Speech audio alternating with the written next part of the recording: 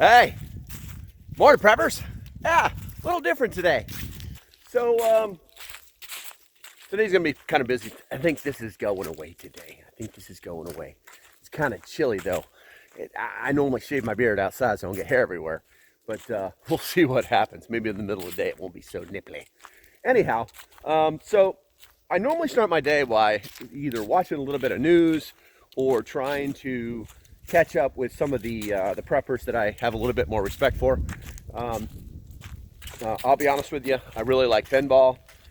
He can kind of go off in the left field sometimes, but for the most part, his heart is in the right place.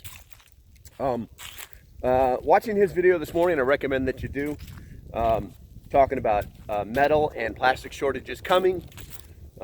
And the big takeaway is that you need to stay on top of your preps. Get ahead of the curve is what his words were. That's what really resonated with me, was getting ahead of the curve.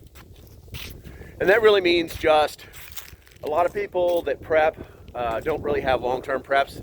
They have a working pantry, which is great because honestly, that's what I do. I have a little bit of both, but I do eat my preps. And it's just a matter of staying ahead of that curve and paying attention to what you're taking out and putting back, not extra, but putting back what you're taking out. Maybe make a little bit of a log, a little pad of paper, write down what you take out, the amount. That way, when you can go back to the store and replenish it, then you'll be where you need to be.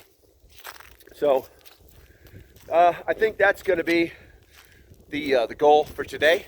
I think I need to take stock of my pantry because it's normally okay, but I wouldn't mind seeing it topped off.